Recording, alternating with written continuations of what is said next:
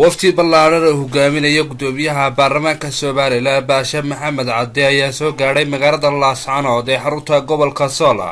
waxaana ku soo dhaweeyay qasriga madaxtooyada Soomaaliland ee ku yaala magaalada Laascaanood maayarka degmada Laascaanood iyo gudoomiyaha gobolka Sool.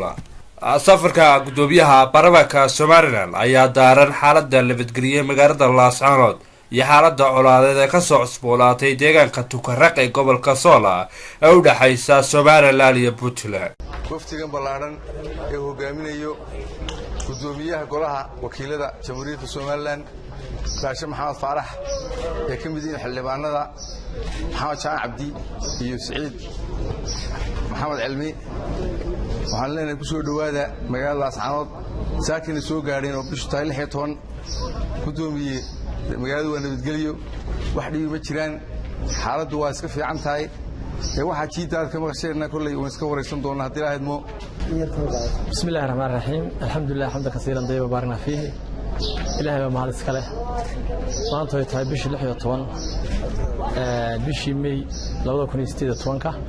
waxaanu ku sugnahay caasimadda gobolka Sool Laascaanood xarunta madaxtooyada gobolka Sool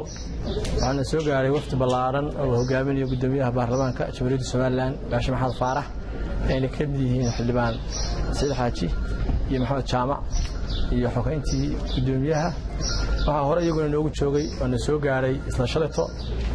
wasiirka horumarinta kheyraadka biyaha iyo xildhibaan Axmed Maxamed iyo xildhibaan Cawil iyaguna waftiga qayb ka ahaa mudane gudoomiye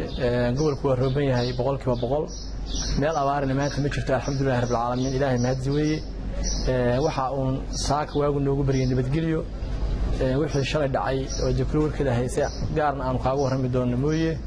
laakiin saaka waa nabadgelyo gobolku ku soo dhaw gobolka nabadgelyo ah maamulkii gobolka iyo kii degmada ilaamihi amniga ku soo dhaweynaya wabillahi tawfiiq. ugu horeyn waxaan halkan uga mahad celinayaa gudoomiyaha gobolka maayarka degmada Laascaanood taliyaha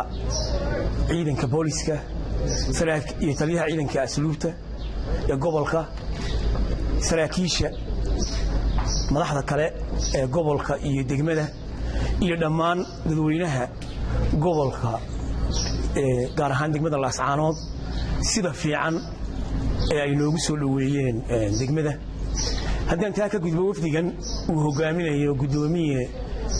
Baasha Maxamed Faarax gudoomiyaha golaha wakiilada Jamhuuriyadda Soomaaliland kula yimi talada guud ahaan xubnaha wafdiga iyo tilmaanta madaxweynaha Jamhuuriyadda Soomaaliland Muuse Biixi. wafdigan waxay u socdaan hawl gaar ah oo muddo socon doonta oo ay si gaar ah uga qaban doonaan arrimaha amniga horumarinta arrimaha bulshada iyo dhammaan waxyaalaha dareenka leh ee ka taagan gobolka. waxaana ugu horeyn doonta hawsha muhiimadda koowaad ee ay gobolka ka qaban doonaan hadda waxa weeye gurmadka loo gurmanayo ciidanka qaranka si loo ilaaliyo amniga guud ee qaranka iyo qarannimada iyo jamhuuriyadda xuduudaheeda. mar labaad iyo mar saddexaadba waxaan u mahad celinaynaa xubnaha gobolka iyo degmada ee nagu soo dhaweeyay. wafdigani wuxuu ka kooban yahay 12 xubnood 3 wasiir gudoomiyaha golaha wakiilada oo wafdiga gudoomiye u ah iyo 8 xildhibaan oo ka kala tirsan 4 golaha guurtida ah iyo 4 ah golaha wakiilada. dhammaantayo muddo dheer ayaanu halkan ku sugnaan doonaa wixii hawl ah ee gobolka taala iyo degmadana waxaan ka qaban doonaa wixii iswaraysi iyo war dambe ahna. Khadar Maxamed Cabdi fadax soo furti Laascaanood.